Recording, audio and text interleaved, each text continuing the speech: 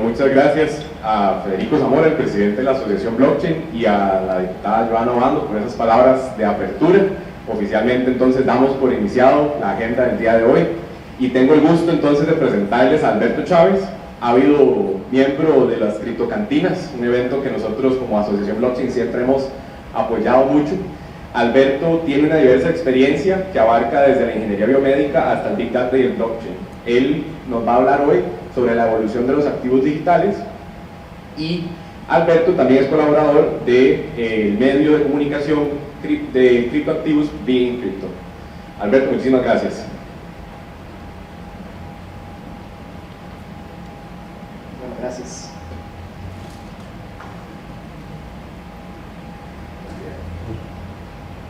Tal vez me baje el escenario un poquito. Bueno, muchas gracias por la invitación. Muchas gracias, señora diputada, por las palabras. Tuve el placer de entrevistarla la semana pasada también para Being Crypto.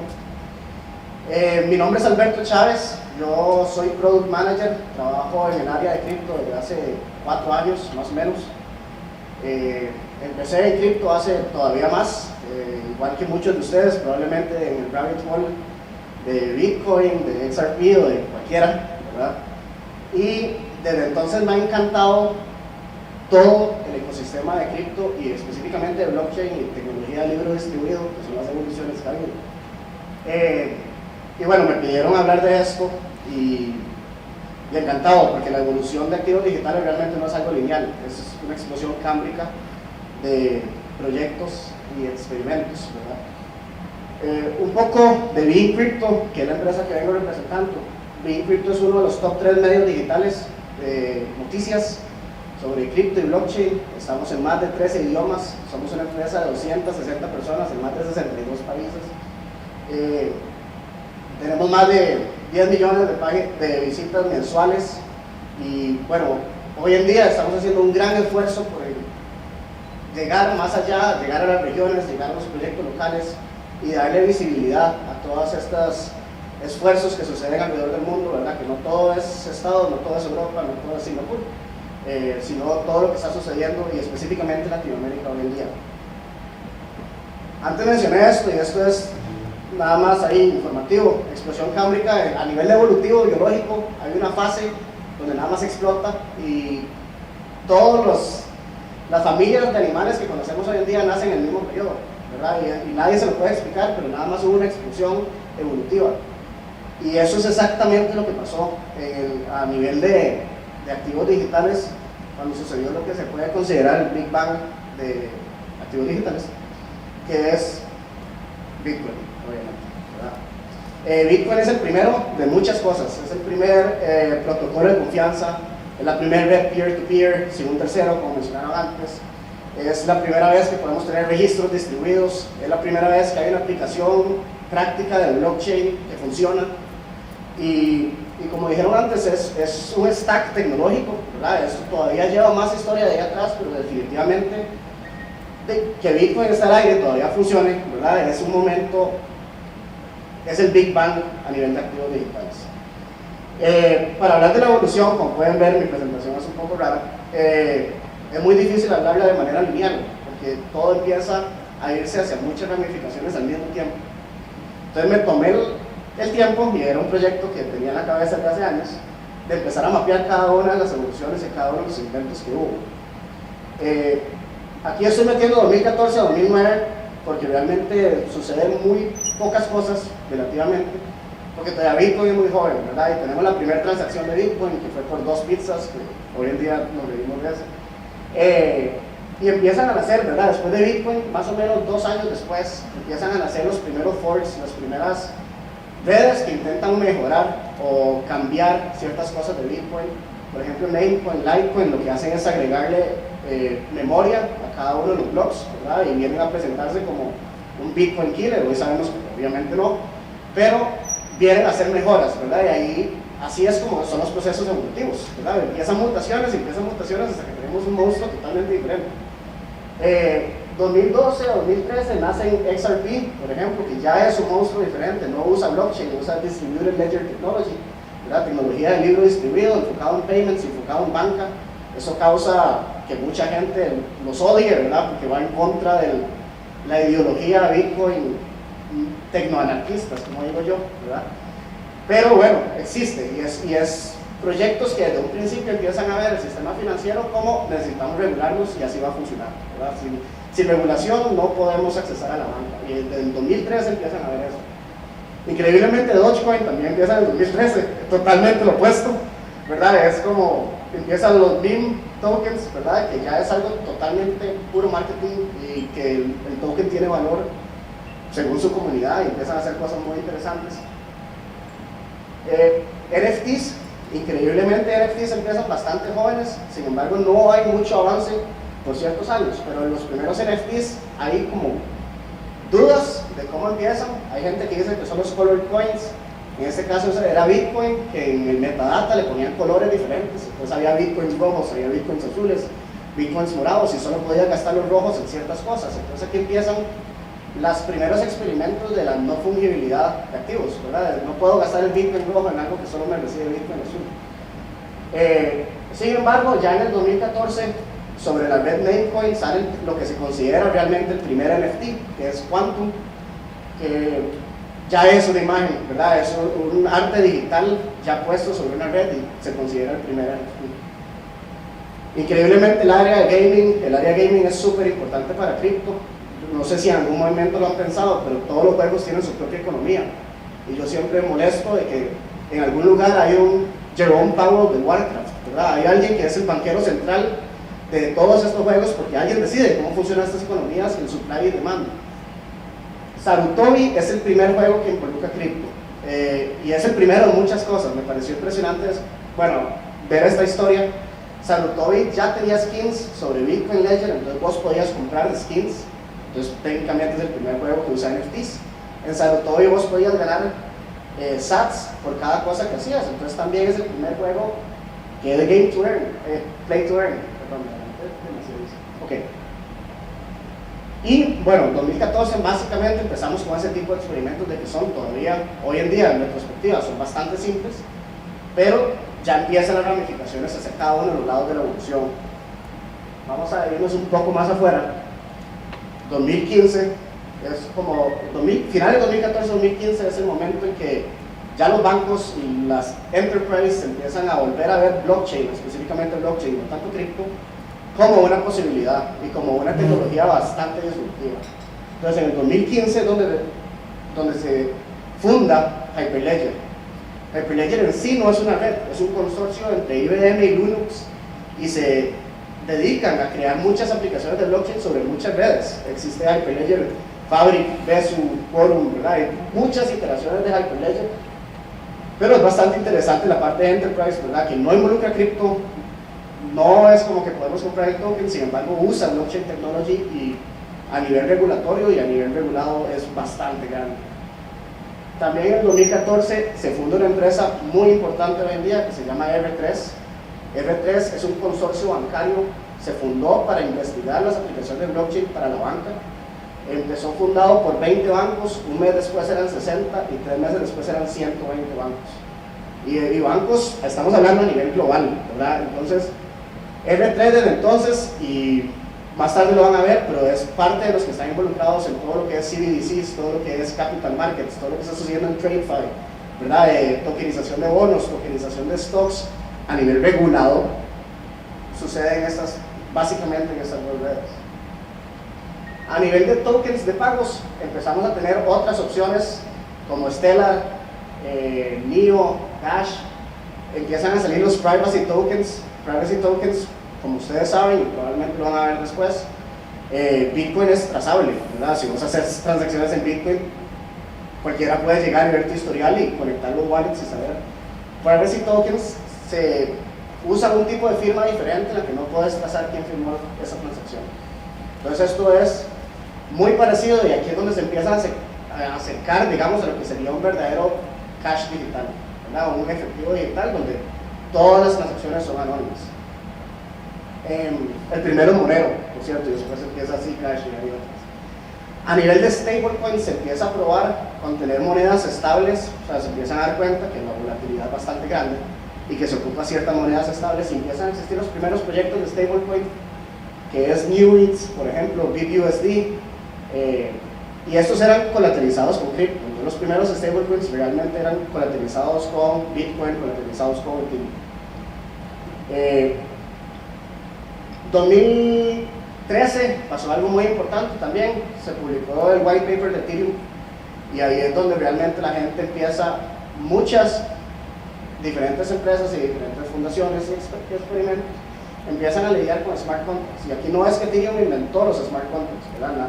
Eso no es cierto. Sin embargo, ya al haber una propuesta y al hacer el white paper, ya otros empiezan a considerarlo como una red. Entonces tenemos, por ejemplo, Tesos también publicó su white paper más o menos en el mismo año, Cardano también. Sin embargo, muchas de estas duran mucho más que Ethereum en lanzar el mainnet, y Ethereum lanza bastante rápido, ¿verdad? Dura como 1 año y medio. En el 2015 ya existe Ethereum. Y 2015 es hace 7 años, ¿verdad? Entonces es muy loco, como hoy en día vemos Ethereum tan maduro y, ¿verdad? Es tan grande, pero es algo que sucedió hace 7 años.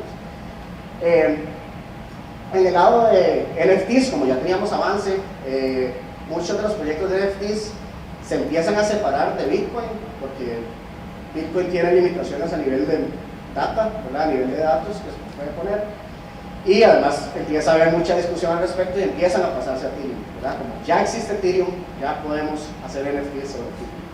Entonces en 2015 empiezan los primeros sobre Ethereum, que es Ethereum, Pixelmap, ¿verdad? Empiezan los primeros proyectos de NFTs. A nivel de gaming, aquí es donde les digo que Sarutobi es primero muchas cosas. Spell of Genesis es otro juego que existe sobre la red Bitcoin, y todavía existe, o sea, todavía hoy en día podemos jugar Spell of Genesis sobre Bitcoin. Y es un trading card game, eso es como decir Magic, ¿verdad? Como esas tarjetas donde vos jugás, pero vos son dueños de tus tarjetas, que es un mercado de billones de dólares, ¿verdad?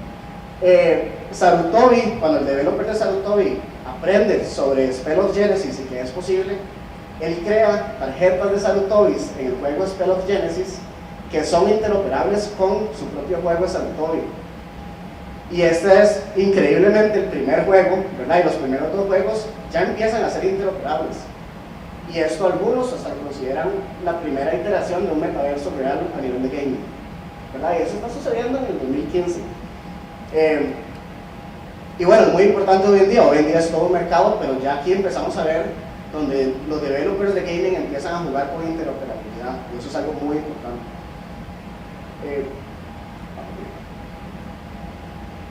2016 y 2017 es esto. Bueno, 2016 es bastante interesante. A nivel de identidad descentralizada, no lo voy a tomar mucho tema, pero la primera vez que se menciona identidad autosoberana es en el 2016, ¿verdad? Entonces, antes estaba hablando de eso, son tecnologías bastante jóvenes, o sea, en el 2015 no hablábamos de ese tema, ¿verdad? Y hoy en día ya es algo que es bastante grande.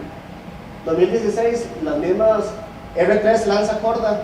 Corda es un open source enterprise blockchain technology, es permisionada, o sea, ocupas permiso de una fundación para estar ahí, pero ya aquí empezamos a ver los primeros proyectos o pilotos en el lado de CBDCs usando ese tipo de tecnologías, donde, bueno, Ecuador tuvo uno, pero ya Canadá, Israel, Ucrania empiezan a jugar con el tema de CBDCs y hacer pilotos y conceptos, pruebas de concepto. IOTA es una red totalmente aparte, enfocada en Internet of Things, la cual es muy importante hoy en día, y de hecho después de eso se funda Mobi, que es una fundación para la movilidad, para estudiar la interacción entre, bueno, un carro va a tener su propia billetera y se va a autocargar, ¿verdad? ¿Cómo va a funcionar todo ese tema? Y el Internet of Things es una de las grandes aplicaciones de blockchain, ¿verdad? Y se necesita. A nivel de pagos, empiezan a salir algo, Bitcoin Cash, Zcash, todo bien. 2015, el stablecoin USDT aparece en el mercado. Este stablecoin fue creado por un exchange para manejar, ¿verdad? Para tener una moneda estable con la cual tradear. Antes de esto, todo el mundo tradeaba contra Bitcoin. Entonces, aquí USDT es como el primer stablecoin realmente grande, realmente mainstream, que es colateralizado con fiat. Y bueno, siempre ha habido cuestionamientos a USDT sobre sus reservas y todo esto. Después salen otros stablecoins mucho más regulados. A la vez que sale Ethereum, el mismo año, empiezan a proponer MakerDAO.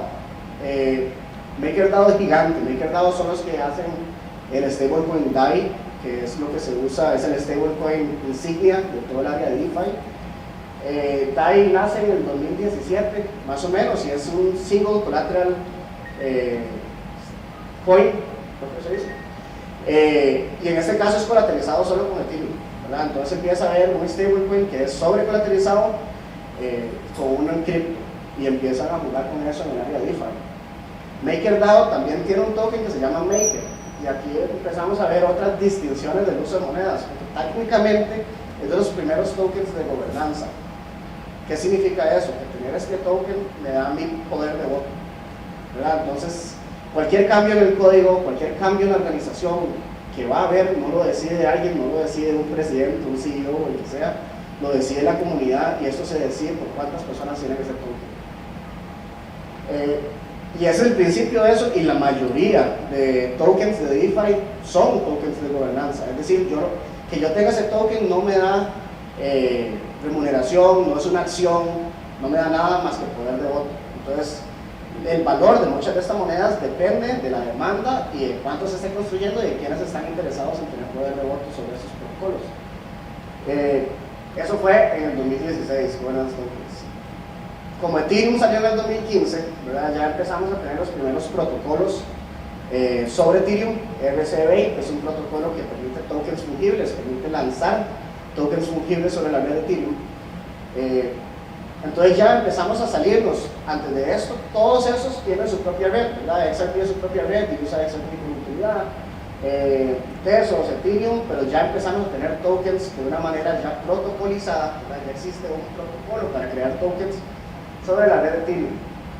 Esto nos lleva, ¿verdad? La creación de RC20 lleva a tener los primeros DEX, exchanges descentralizados sobre Ethereum, es decir, empiezan a existir los primeros contratos que te permiten intercambiar tokens de una forma descentralizada, no hay gateway exchange, ¿verdad? Eso empieza a suceder en el 2016 con Oasis DEX, y eso básicamente es como yo considero como el principio de DeFi, porque ahí donde ya puedes interactuar, ya puedes intercambiar monedas, ya empieza a hacerse mucho más interesante construir más sobre Ethereum, ya se empieza a hacer mucho más grandes, mucho más interesante avanzar. ERC721 lanza en el 2017. Este es otro protocolo muy importante, porque básicamente se hace un protocolo para crear NFTs, ¿verdad? Y a partir de esto es donde empiezan a haber muchos otros proyectos donde ya todos son, como al seguir el mismo protocolo, ya podemos tenerlos en exchanges, ya podemos hacer cosas más interesantes. OpenSea lanza el mismo año, por ejemplo. OpenSea es hoy en día uno de los marketplaces más grandes de NFTs. CryptoPunks lanza ese año. CurioCards empiezan a hacer los primeros juegos, ¿verdad? Ya los otros juegos usaban NFTs, pero por ejemplo CryptoKitties es uno de los proyectos insignia, porque ya aquí puedes crear un NFT nuevo. Si yo tengo dos gatos, puedo mezclarlos y crear un NFT nuevo, ¿verdad? Y es como tener hijos de su NFT. Ahí lo voy a mencionar, pero increíblemente Nike hace eso mismo con zapatos hoy en día, ¿verdad? Si yo tengo dos zapatos, puedo mezclarlos y tener un hijo, que es bastante chido. Engine ya son protocolos, ya empiezan a existir proyectos enfocados 100% en gaming, ¿verdad? Donde ya la industria empieza a ver estas oportunidades, ya empiezan a nacer protocolos que se salen un poco de Ethereum y esto, pero prometen optimizar la red para gaming, ¿verdad? Y ya se empiezan a ver tanto las limitaciones de usar NFTs 721 en gaming y la necesidad de otros protocolos, ¿verdad? Y aquí es donde gaming es muy importante para llevar la industria adelante. Metaversos, Decentraland Beta, como años después, lanza Decentraland Beta en 2017. Este es de los primeros metaversos creados específicamente en cripto, usando cripto para casi todo. Decentraland también es un DAO. Los dueños de tierras deciden qué cambios se hacen a las reglas de los dueños de los contratos de tierras. Nuevamente no hay un CEO, es toda una organización descentralizada, que empieza a ser bastante interesante realmente como beta. También muchos otros juegos se empiezan a meter en el área gaming, ¿verdad? Ya hoy en día Roblox, Fortnite, todos esos se consideran metaversos. Sin embargo, Decentraland es el primero que lanza realmente sobre cripto, ¿verdad? Y que realmente toda su organización es con contratos smart contracts y totalmente cripto nativo, por así decirlo. Otras redes que empiezan a nacer, era Hashgraph, por ejemplo, BAT se llama Basic Attention Token, te da tokens por ver anuncios, por ejemplo, y crean un browser, es decir, hay una opción de Google Chrome que se llama el Brave Browser, donde por anuncio que vos veas o que le des clic te dan back de vuelta. Si vos te gusta cierto contenido, puedes dar propinas, por ejemplo, y empieza a jugarse con este tema del advertising, ¿verdad? De cómo vamos a monetizar la creación de contenido y cómo vamos a monetizar la atención del consumidor.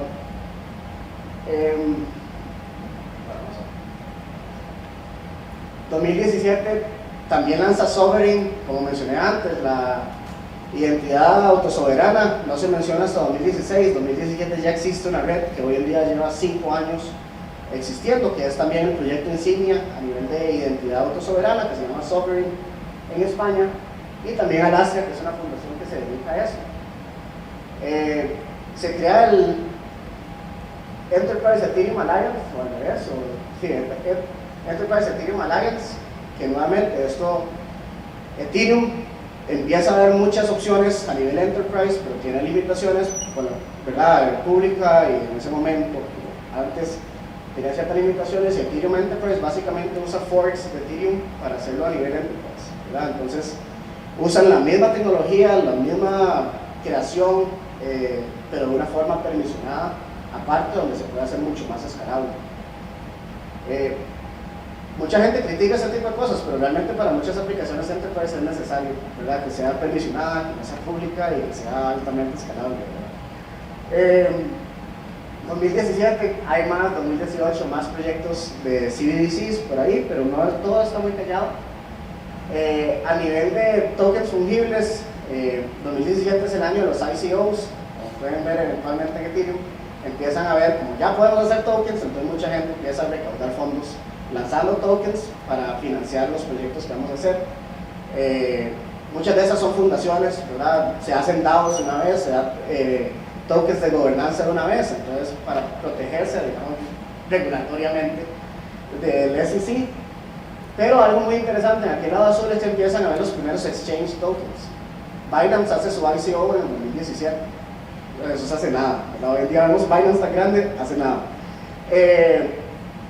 Y apenas lanza Binance su token, que es BNB, que le han dado más utilidad año con año, ¿verdad? Han seguido creciendo el valor del token. Un año y medio después, más o menos en el 2019, vemos que ya todos los exchanges tienen tokens también. Entonces aquí, ¿verdad? Es importante como ese tipo de innovaciones, donde ven que un exchange le da valor y le da utilidad a su token, los demás suelen seguir haciendo lo mismo un año después, 2 años después. 2018 también se considera, o bueno, muchos le dicen, y hasta el Fondo Monetario Internacional creo que le dijo el año del stablecoin, porque empiezan a salir un montón de stablecoins, ¿verdad? Después de USDT tener el mercado solito, desde el 2015, ya en el 2018 Gemini lanza su propio token estable, Circle lanza, Paxos lanza, TUSD, hasta UST, que hoy en día ya no existe. Bueno, DAI ya existía, pero empezamos a ver ese proyecto Haven, que hoy en día es Synthetix, empieza a crear synths y derivados y empieza a crear su propio stablecoin. Entonces ya empezamos a ver muchos experimentos y muchas opciones diferentes de hacer stablecoin. Aquí importante resaltar, por ejemplo, USDC y Paxos son empresas que ya son reguladas en Estados Unidos, donde se auditan sus reservas, hacen reportes de transparencia, entonces hay bastante más confianza en el mercado sobre ese tipo de assets. De hecho, Paxos es el que también genera BUSD, que es el stablecoin de Binance. Entonces ahí es interesante tener un tercero, ¿verdad? Que no es Binance el que controla por el trauma del FTX y todo esto, no es Binance el que emite su propio stablecoin. En el lado de ICOs, como dije antes, el hecho de poder sacar tokens y el hecho de ya existir y la RC20, empieza a ver todos esos proyectos que empiezan a hacer propuestas, ¿verdad? Sobre Ethereum. Entonces empieza a ver, por ejemplo, propuestas de lending, propuestas de más exchanges, por ejemplo Kyber, OX. Como ya tenemos contratos inteligentes, ya hay necesidad de oráculos. Oráculos son las redes que, bueno, si usted tiene Ethereum, toda la información está ahí, ¿verdad? Que usted necesita, pero si usted necesita información de afuera, como saber cómo está el clima, ¿verdad? O saber el precio, usted necesita un oráculo que meta esa información a la red. Y entonces aquí nace, por ejemplo, Chainlink, que hoy en día es uno de los oráculos más grandes. Empiezan a ya salir muchos de los que se consideran Ethereum killers, ¿verdad? Muchas redes que la promesa o lo que empiezan a compararse con Ethereum es: nosotros tenemos mayor velocidad de transacción, nosotros hacemos bloques más rápido, nosotros tenemos más memoria. Entonces empiezan a compararse muchos proyectos que en retrospectiva o es un error o no, empiezan a compararse directamente con Ethereum y empiezan a prometer ser el próximo Ethereum o la mejora de Ethereum. Por eso los puse ahí, realmente todos tienen cada uno de esos, Cardano, Rio, Strong, Tesos, y bueno, ahora vamos a ver más, realmente tiene su propio ecosistema y ahí crecería demasiado el mapa, pero es bastante interesante cada una de las aplicaciones que tienen hoy en día. A nivel de gaming, igual lanza Axie Infinity, por ejemplo. Axie Infinity es también un ejemplo, ¿verdad?, de cómo funciona gaming. Empieza a usar todavía más el hecho de mezclar, el hecho de usar NFTs, el ownership de los assets. Y Engine propone otro protocolo sobre Ethereum, que es el ERC-1115. Y este es uno de las propuestas o protocolos más importantes para la industria gaming, porque ya en el mismo contrato puedes tener NFTs, puedes tener tokens fungibles y puedes sacar un montón de NFTs, digamos, con token ID. Antes de esto, por ejemplo, imagínense para un juego que cada carta requiera un contrato específico, 721, ¿verdad? Entonces se puede imaginar lo complejo que era hacer un juego de cartas, donde hay miles de cartas y cada una requiere su propio contrato inteligente. Ya con 11.15 no es necesario. Ya con 11.15 vos podés hacer un montón de NFTs sobre el mismo contrato y cada uno lleva su token ID. Y puedes tener también monedas fungibles sobre el mismo contrato. Entonces, por ejemplo, ya juegos como Gods on Chain, por ejemplo, que voy a mencionar después, ya usan un solo contrato, ¿verdad? Entonces vos podés revisar cómo funciona todo.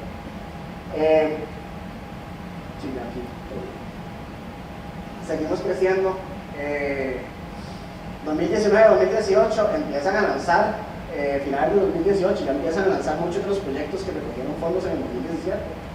Entonces ya podemos empezar a tener, por ejemplo, pools de liquidez a nivel de exchanges descentralizados, Compound, Uniswap, empiezan a existir, ¿verdad? Todas estas aplicaciones, Legos de DeFi, que son muy importantes hoy en día. También empieza a haber proyectos para darle más escalabilidad a Ethereum, ¿verdad? Como ya hay competidores de Ethereum, ahora hay necesidad de crear más escalabilidad de Ethereum. Entonces sale Polygon, por ejemplo, que es ejemplo insignia de cómo darle más escalabilidad a Ethereum. Solana, Near, Cosmos son redes por sí solas, ¿verdad? Que hoy en día tienen su propio ecosistema. Avalanche, Binance Smart Chain son gigantes también. A nivel de NFTs, 2019 King Coldy es el primero en vender un NFT por 6 figures, o sea, por más de $100,000. Matt Gale, un año después, es el primero en vender por más de $1 millón. Estos eran más que todo arte, ¿verdad? En este caso, más que todo crypto art y collectibles. Flow es una red que ya se crea por sí sola, totalmente optimizada para NFTs de collectibles, ¿verdad? Entonces ya son los mismos creadores de CryptoKitties, ellos crearon CryptoKitties, que era el primer juego, ya ven las limitaciones de una red o la necesidad de optimización, no hablemos de limitaciones de una, sino necesidad de optimización para otro tipo de solución. Y nace Flow, y Flow es muy importante, y aquí es muy chido el ejemplo, porque lanza NBA Top Shot, que NBA Top Shot es de las primeras aplicaciones de collectibles sobre NFT, sobre blockchain technology, que si vos te metes nunca te menciona cripto, nunca te menciona blockchain, ¿verdad? Entonces es de las primeras aplicaciones donde uno dice, aquí está la adopción, ¿verdad? Porque por lo menos yo siempre he dicho que la adopción viene cuando ya no hay que decirle a la gente que es cripto y blockchain y identificarlo. Ya nada más se meten en la aplicación, la usan, y que use blockchain de backend, maravilloso, ¿verdad? Es un beneficio para el creador más que para el consumidor en muchos de estos casos. En el caso de Top Shot, bueno, vos sos dueño de cada uno de los momentos y trading cards y coleccionables de NBA. Nace La Fabricant. La Fabricant es un proyecto de NFT fashion Y aquí mucha gente dice, mamá, ¿quién compra un vestido en NFT? ¿Verdad? Mi mamá me cuestiona toda la vida. Pero bueno, esto existe gracias a que Decentraland lanzó 2 años antes, ¿verdad? Cuando al ya haber metaversos, ya hay un mercado de skins, ¿verdad? Y aquí podemos ver el vestido más caro que vendió la fábrica en ese momento, que se llama Incidence Dress, se vendió por $10,000. Entonces ya aquí empezamos a ver donde la industria de fashion, la industria de moda, de high couture, empieza a ver los NFTs como realmente una oportunidad. A nivel enterprise me lo salté un poco ahí, pero 2018 lanza Quorum, que es una red que hizo JP Morgan junto con Ethereum Alliance, ¿verdad? Que ya ahí es como, wow, ya lo están usando realmente. LaChain, que van a hablar después, lanza como por ahí en 2018, es un proyecto muy importante para nosotros. SIX es una empresa que empieza a involucrarse mucho con R3 y es el primer exchange de capital markets de digital assets, ¿verdad? Entonces aquí ellos se encargan de tokenizar ya acciones, ya existe, ¿verdad? Ya Nasdaq está digitalizado, por ejemplo. Entonces muchos de esos exchanges ya de mercados capitales se empiezan a meter en este mundo a nivel de enterprise. 5 minutos. Okay.